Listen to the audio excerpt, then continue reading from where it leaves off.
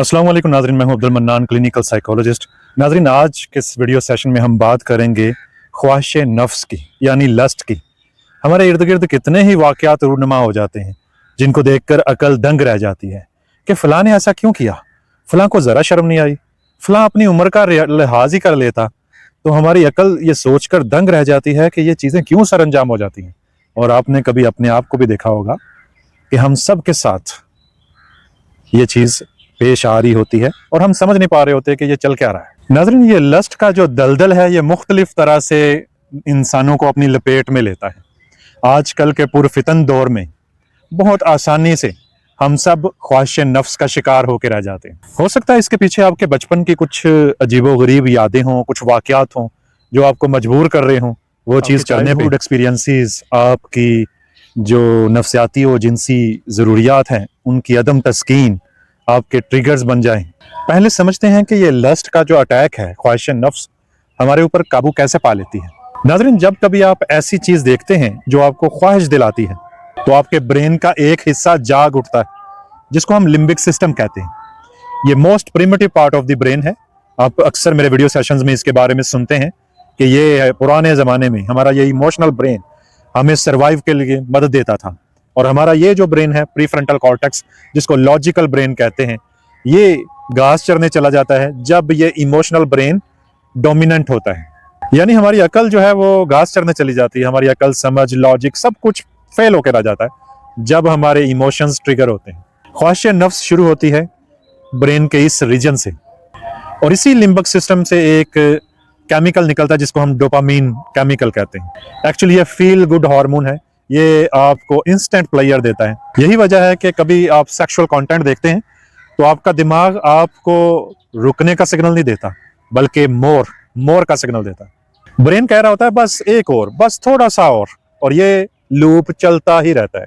और फिर जितना ज्यादा आप इस ख्वाहिश की तकमील करते जाते हैं, आपका ये जो most evolved part of the brain है, प्रीफ्रंटल कॉर्टेक्स, लॉजिकल ब्रेन, अकल, समझ, फैसला की ताकत, सब कुछ यहां से आता है।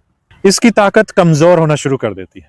रिसर्चेस बताती हैं कि पोर्नोग्राफी का एडिक्शन बिल्कुल कोकेन के एडिक्शन जैसा है। एक और बात, ब्रेन में एक और केमिकल है जिसका नाम है ऑक्सीटोसिन। ये वो केमिकल है जो आपको किसी के साथ जेन्युइनली कनेक्ट करता है। मानो जैसे आपको मोहब्बत हो गई है, एक रिलेशनशिप में आप चले गए हैं, एक हेल्दी बाउंड बन गया आपका। लेकिन जैसे ही आप लस्ट में डूबते हैं तो आपका ऑक्सीटोसिन जो है वो कम होना शुरू कर देता है। इससे आपकी रियल रिलेशनशिप्स तबाह होना शुरू हो जाती है। ये लूप खुद से नहीं टूटता, इसे कॉन्शियस एफर्ट से तोड़ना पड़ता है। साइकोलॉजी ये बताती है कि लस्ट सिर्फ एक जिस्मानी ख्वाहिश का नाम नहीं है। जो लोग तन्हा हैं, जो लोग रिजेक्टेड महसूस करते हैं, जिन लोगों को उसके साथ कोई ट्रॉमा हुआ होता है, वो ज्यादा जल्दी लस्ट की तरफ चले जाते हैं। नाज़रीन, कुरान पाक इस बारे में कहता है कि मोमिनों से मुखातिब होके अल्लाह ताला फरमाते हैं कि अपनी नजरें नीची रखो। आप यहाँ से हिसाब लगा लें कि ये नजरों से शुरू होता है और ब्रेन तक जाता है, फिर ब्रेन से ये बाकी जिस्म में एक्टिवेट हो जाता है। एक हदीस का मफहूम है, नबी अकरम सल्लल्लाहु अलैहि वसल्लम ने फरमाया, नजर इब्लीस के तीरों में से एक जहरीला तीर है। जो शख्स मेरी खातिर अपनी नजर बचा ले, मैं उसके दिल में ऐसी मिठास डाल दूंगा जो उसे महसूस होगी। सूरह यूसुफ में भी है, बेशक नफ्स जो है वो बुराई की तरफ उभारता है सिवाय उसके जिसके ऊपर मेरे रब की रहमत हो। इस्लाम में नफ्स को कोई दुश्मन करार नहीं दिया गया, बल्कि इसको एक एनर्जी से तशबीह दी गई है और इस एनर्जी को डिसिप्लिन से कंट्रोल करने का कहा गया। हजरत यूसुफ अलैहिस्सलाम और जुलेखा के किस्से से हमें क्या पता चलता है? हजरत यूसुफ अलैहिस्सलाम ने अल्लाह की पनाह मांगी थी, सिर्फ 2 लफ्ज, अल्लाह की पनाह, और वो बचा लिए गए। जब आप किसी भी लम्हे कमजोर महसूस करें, आप के ऊपर आपका नफ्स हावी हो, तो माज़अल्लाह, अल्लाह की पनाह फौरन तलब करें। नबी अकरम सल्लल्लाहु अलैहि वसल्लम के इरशाद का मफहूम है, ऐ नौजवानों, जो तुम में से हैसियत ताकत रखता हो वो निकाह करे, और जो नहीं कर सकता वो रोजा रखे, क्योंकि ये नजर को बंद रखता है और शर्मगाह की हिफाजत करता है। जो शादी की निकाह की ताकत नहीं रखता, इस्तिताअत नहीं रखता, वो रोजा रखे, रोजा उसके लिए डाल बनेगा। आगे चलकर देखेंगे लस्ट को खत्म करने के लिए कोई तरीके हैं, उसमें देखेंगे साइंटिफिकली भी यही चीजें हम डिस्कस करेंगे। नाज़रीन, लस्ट को समझने के लिए हम एक सिनेरियो लेते हैं। एक नौजवान लड़का है, शरीफ है, मेहनती है, कॉलेज में उसके चर्चे हैं, पढ़ाई में भी अच्छा है, वालिदैन का फर्माबरदार भी है। एक दिन वो बैठा होता है और वो ट्रैप हो जाता है द क्यूरियस ब्रोजर का। ये एक पहली स्टेज है जो आपको लस्ट में ले जाती है। बैठे बैठे वो रील्स स्क्रॉल कर रहा है, रील्स स्क्रॉल करते करते एक ऐसी वीडियो आ जाती है जिसके नीचे कमेंट्स में लोगों ने लिखा होता है कि इसका लिंक मुझे भी दो। वो उन लिंक्स में जाता है, उसमें से एक लिंक पे वो क्लिक करता है और वो एक खास किस्म की वीडियो में पहुंच जाता है। वो वीडियो जो उसे नहीं देखनी चाहिए थी, लेकिन उसकी क्यूरियोसिटी उसे कहती है कि क्या हो गया, एक ही दफा तो देखनी है, और वो देख लेता है। इसी स्ना में उसके लिम्बिक सिस्टम से जो डोपामीन का इखराज होना शुरू होता है, वो कहता है वंस मोर, वंस मोर। जब भी वो एक नया लिंक ओपन करता है, उसका डोपामीन, उसका ब्रेन उसको कहता है वंस मोर। मानो पता ही नहीं चलता कि 2-3 घंटे कहाँ गए, और वो उस पेज पर जाके सारे लिंक खोल खोल के देख चुका होता है। ये थी स्टेज 1, द क्यूरियस ब्रोजर। इसमें क्या होता है कि एक इंसान वो इतना ज्यादा क्यूरियस होता है कि वो अपनी क्यूरियोसिटी को दूर करने के चक्कर में बहुत सी वीडियोस, बहुत सी फहश किस्म की साइट्स पे चला जाता है। नाज़रीन, ये क्यूरियोसिटी इंसान को कहती है कि कुछ नहीं होता, कौन सा कोई फर्क पड़ेगा, बस मैं देख ही तो रहा हूँ, बस मैंने सिर्फ थोड़ा सा सोचा ही तो है, क्या फर्क पड़ता है। और यही चीज उसको इस दलदल में ले जाने का बायस बनती है। यानी मानो कि लस्ट की इब्तिदा इस पहली स्टेज से हुआ चाहती है। फिर आती है स्टेज 2, द वीकेंड वॉरियर। इसमें इंसान प्लान करके इंटेंशनली वो चीजें देखता है, और वो समझता है कि मैं हफ्ते में, महीने में 1-2 बार ही तो ये चीजें कर रहा हूं। पहले वही चीजें जो गलती से हो गई थी सरजद, अब वो इंटेंशनली करना शुरू हो गया है। यानी अब वो बाकायदा बोरियत को मिटाने के लिए, टाइम को किल करने के लिए उन साइट्स पे जाना शुरू हो गया, और वो ही तमाम सरगर्मियां करना शुरू हो गया जो कि उसकी ख्वाहिश नफ्स की सरासर पैरवी है। फिर आता है स्टेज 3, द डेली एस्केप। यानी अब सिर्फ वीकेंड्स ही नहीं, डेली जब दिन बुरा गुजर रहा हो, उस दिन से फरार अख्तियार करने के लिए, खुद के फोकस को बेहतर करने के लिए, खुद को जरा थोड़ा सा तवानाई देने के चक्कर में, खुद को प्लेयर देने के चक्कर में इंटेंशनली वो चीजें करता जाता है, क्योंकि ब्रेन का डोपामीन जारी होता है और वो ये पैदा करता है उसके अंदर अर्ज के मजीद किया जाए।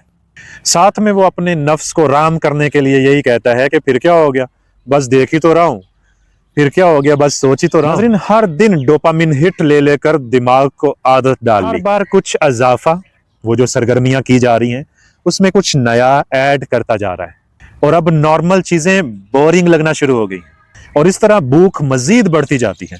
इसका मतलब ये हुआ कि आप अपने नफ्स को फीड कर रहे हैं, और नफ्स है कि उसका पेट भरता ही नहीं है। 4th स्टेज आती है द कंपल्सिव कंज्यूमर। नाज़रीन, उसका ये देखना कंपल्सिव एक्ट बन जाता है, वो अपने इर्द गिर्द से बेगाना सा होना शुरू हो जाता है। फिर वो ब्रेन फॉग की शिकायत करता है, हत्ता कि उसे वो चीजें ज्यादा प्लेयर भी अब नहीं देती। वो जिंदा लाश की तरह वो एक ज़ोंबी बन जाता है। वो जिसको देखता है उसके बारे में उसको वही किस्म के ख्यालात आते हैं। ऐसी में मेरी एक क्लाइंट शिकायत करती हैं कि मुझे लोग बिना कपड़ों के नजर आना शुरू हो गए हैं। ऐसे में इंसान आसपास के लोगों में भी लस्टफुल थिंकिंग रखना शुरू कर देता है, और ये चीज उसके कंट्रोल से बाहर हो जाती है। एक प्रोफेसर साहब ने मेरे से रब्ता किया, और उन्होंने कहा कि मैं जब क्लासरूम में पढ़ा रहा होता हूँ तो मुझे हर चीज, बेजान चीजों को लेकर भी और जानदार चीजों को लेकर भी, इंसानों को लेकर यही तमाम ख्यालात आते हैं, और मैं इन पे कंट्रोल नहीं कर पाता।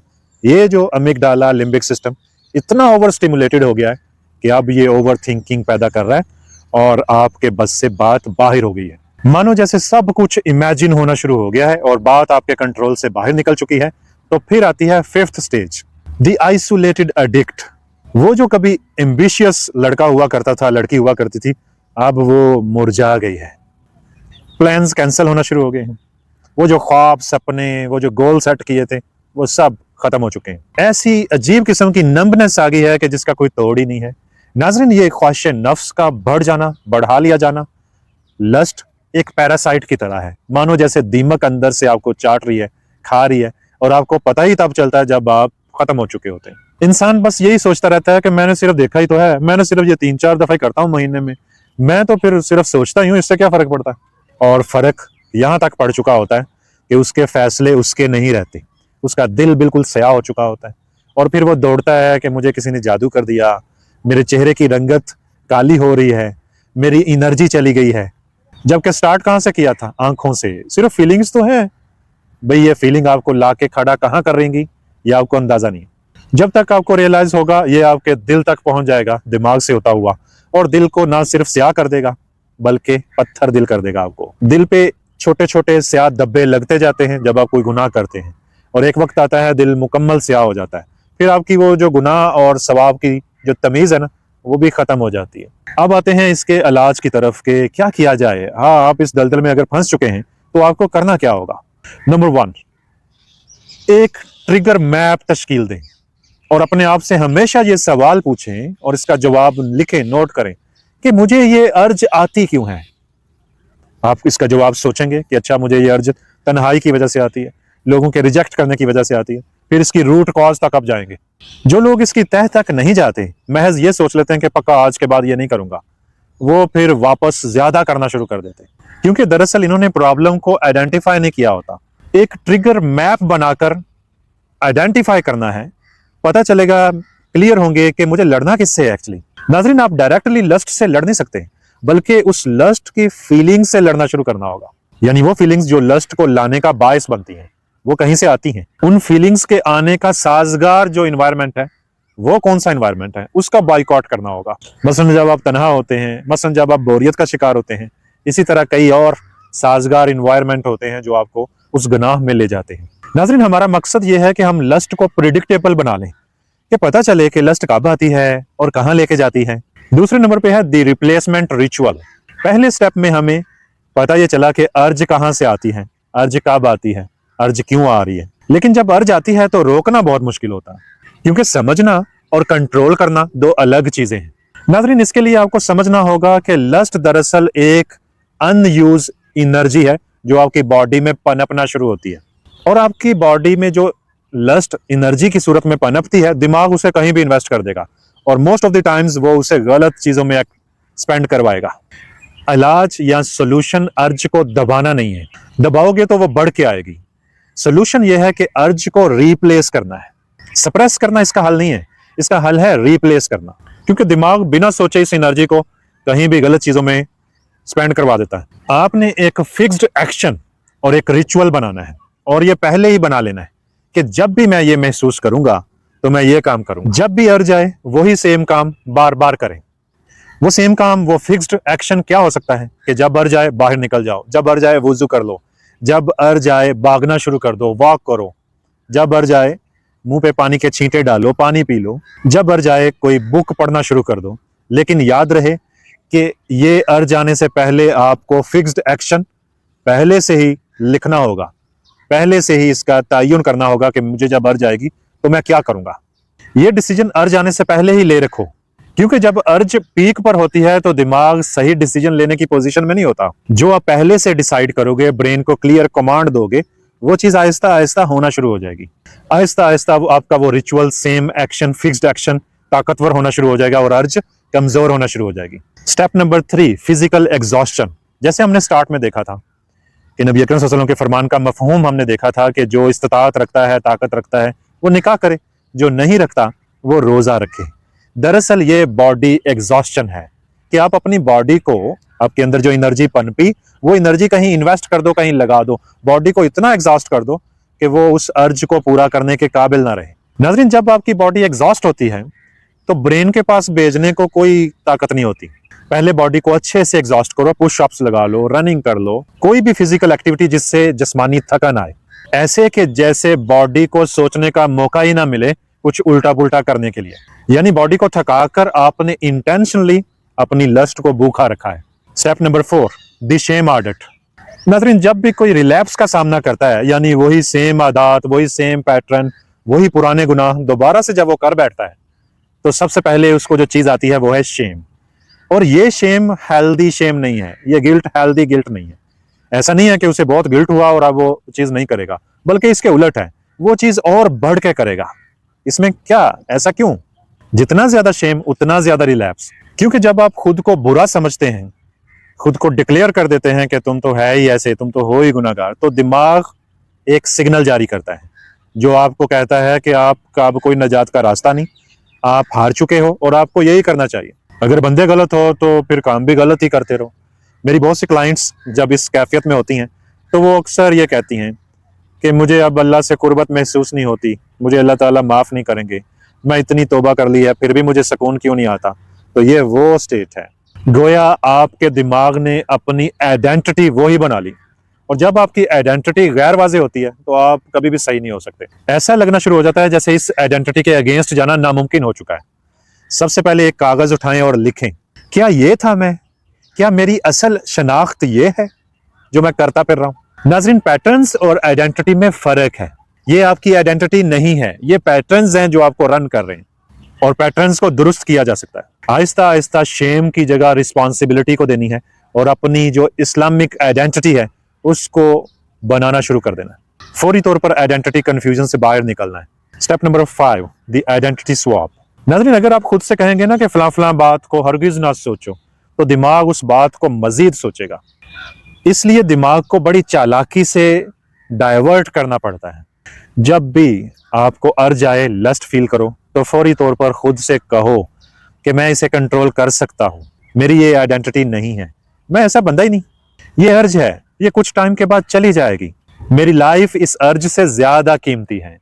खुद को कमजोर समझना बंद कर दो कि मेरा कंट्रोल नहीं है, मेरा कंट्रोल नहीं है। जब आप खुद को मजबूत समझोगे तो दिमाग में कंट्रोल पैदा होना शुरू हो जाएगा। नेक्स्ट टाइम जब भी अर्ज आए तो एक सवाल खुद से जरूर पूछें, आपकी असल शनाख्त क्या है, क्या वाकई आप ये वाले शख्स हैं। आइडेंटिटी पहले आती है और चेंज बाद में आती है। मुस्लिम आइडेंटिटी पहचाने। अल्लाह हाफिज।